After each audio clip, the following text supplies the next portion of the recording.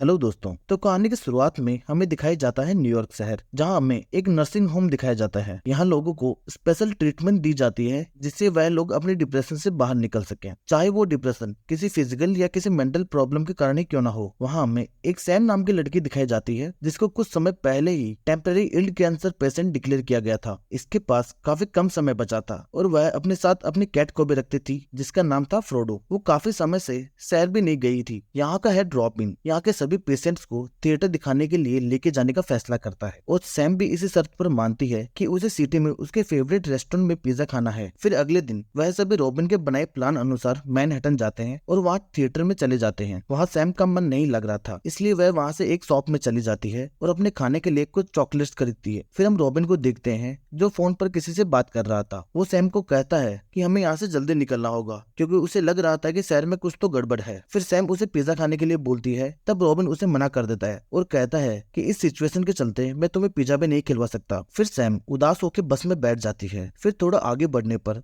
Sam देखती है कि सभी लोग बस से बाहर की तरफ देख रहे हैं। फिर सैम भी देखती है तो हम देखते हैं कि आसमान से कई सारे मीटियोर्स गिर रहे थे, जितने में एक मीटियोर सैम की बस के पास भी गिर जाता है जिससे चारों ओर काला धुआं फैल जाता है। फिर सैम बस से बाहर निकलती है तो वह देखती है कि जो लोग आवाज कर रहे हैं उन्हें कोई चीज उठा के ले जा रही है। फिर सैम को पता चलता है कि वो किसी तरह की एलियंस हैं जो उन्हें ही उठा रहे हैं, जो किसी तरह की आवाज कर रहे हैं। फिर सैम के सामने ही कुछ लोग मारे जाते हैं, जिसे देख सैम वहाँ से भागती है, जितने में वहाँ पर एक ब्लास्ट भी हो जाता है और सैम बेहोश हो जाती है। फिर जब उसकी आंख खुलती है तो वो अपने आप को उसी थिएटर में कुछ और सर्वाइवर्स के साथ पाती है। फिर एक हेनरी नाम का बंदा सैम का मुंह बंद करता है ताकि कोई आवाज ना हो और वो सभी इशारों में ही बात करते हैं। वहाँ पर और भी लोग रहते हैं जो चुपचाप बैठे थे। वहीं सैम को रॉबिन भी मिल जाता है। उसके बाद उसकी कैट भी उसको वहीं पर मिल जाती है। फिर वहाँ बाहर कुछ हेलीकॉप्टर से अनाउंसमेंट होती है जिसमें वो एलियंस के बारे में बताते हैं और चुप रहने के लिए बोलते हैं और बताते हैं कि वह उन सभी लोगों को बचाने की कोशिश कर रहे हैं। फिर हम सुनते हैं कि कई सारी एलियंस उस आवाज के पीछे भाग रहे होते हैं, जितने में सैम की कैट भी वहां से भाग जाती है। फिर सैम भी उसके पीछे भागती है। फिर उस कैट की आवाज से एक एलियन अंदर आ जाता है। वो एलियन काफी पास होता है, जितने में हेलीकॉप्टर की आवाज आने पे वह एलियन उसके पीछे भाग जाता है और वह बच जाती है। फिर कुछ देर बाद कुछ लोग बाहर निकल कर देखते हैं, तब मिलिट्री वहाँ सभी ब्रिजों को तबाह कर रही होती है ताकि एलियन उस शहर से बाहर ना जा सके। यह देख एक सर्वाइवर काफी पैनिक हो जाता है और जोर जोर से चिल्लाने लगता है। यह देख हेनरी उसे मजबूरन मार देता है और हेनरी भी सदमे में आ जाता है। फिर वह सभी लोग अंदर आ जाते हैं। वह सभी बैठे रहते हैं, जितने में वहाँ लाइट्स आने जाने लगती है और एक मशीन आवाज करने लगती है और रॉबिन उसे बंद करने के लिए भागता है। वह उसे बंद भी कर देता है, जितने में उसे एक एलियन उठा के ले जाता है। रॉबिन की मौत से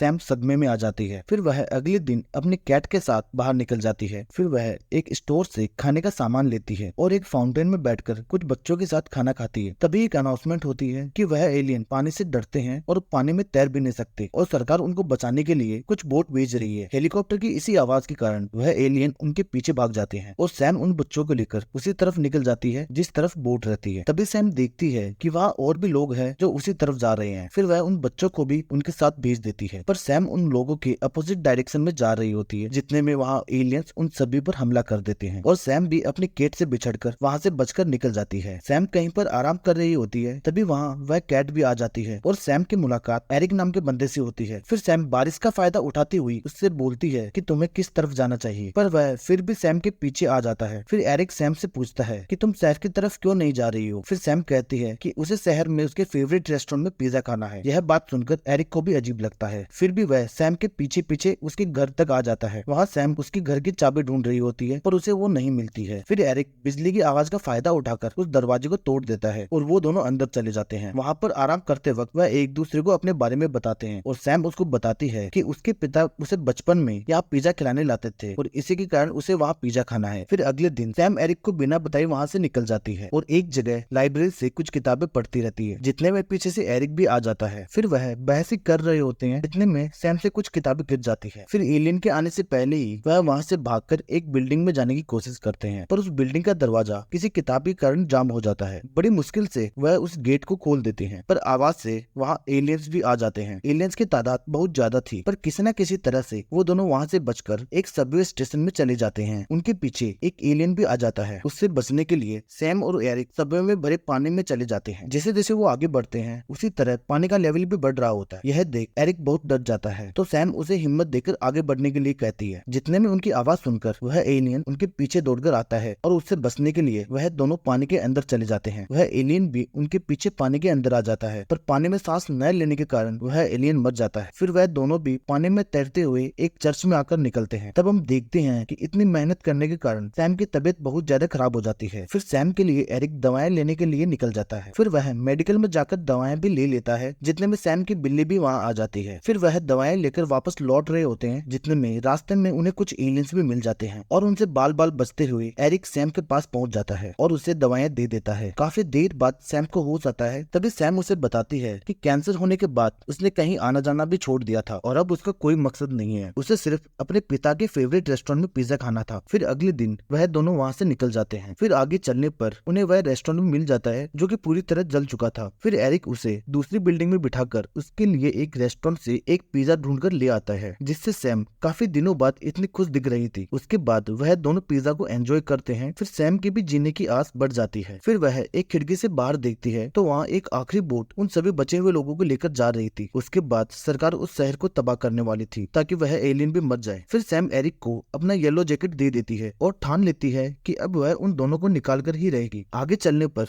वह देखते हैं कि पानी में हो रहे शोर के कारण सारे एलियन किनारे पर ही खड़े थे। फिर सैम एरिक को बोलती है कि मैं तो वैसे भी मरने वाली हूँ, मैं उन एलियन का ध्यान बटाऊंगी, तब तुम मेरी कैट के साथ यहाँ से निकल जाना। मजबूरन एरिक को उसकी बात माननी पड़ती है। फिर सैम एक लोहे की रोड उठाती है और गाड़ियों के शीशे तोड़ने लगती है, जिससे वह एलियन उसकी तरफ आने लगते हैं। एलियंस की यह हलचल देखकर बोट में खड़े लोग समझ जाते हैं कि वहाँ अभी भी लोग बचे हुए हैं और वह बोट को भी रोक देते हैं। मौका देखकर एरिक वहाँ से भागने की कोशिश करता है, जितने में उसकी आवाज से एलियन उसके पीछे आने लगते हैं। इससे पहले कि एलियन उसको पकड़ ले, एरिक पानी में कूद जाता है और उनसे बच जाता है। फिर वह पानी में तैरकर उस बोट तक पहुंच जाता है। यह देख सैम काफी खुश होती है कि उसने एरिक को और अपने कैट को बचा लिया। फिर हम देखते हैं कि एरिक को उसके जैकेट में एक नोट मिलता है जिसमें लिखा रहता है कि मैं तो वैसे भी मरने वाली थी, फिर मुझे तुम मिले और मुझे एक मकसद मिला कि मैं तुम्हें यहाँ से निकालूं और मुझे खुशी है कि मैं अपने मकसद में कामयाब रही। यह पढ़कर एरिक की आंखों में भी आंसू आ जाते हैं। फिर अगले सीन में हम देखते हैं कि सैम शहर में घूम रही थी और अपने आखिरी समय में हेडफोन से गानों का मजा ले रही थी। फिर तभी वह हेडफोन को निकाल देती है और रेडियो की आवाज को फुल कर देती है। तभी उसकी आवाज से वहाँ वह एलियंस भी आ जाते हैं जो कि अब उसे मार देंगे और यहीं पर कहानी खत्म हो जाती है। Thank you.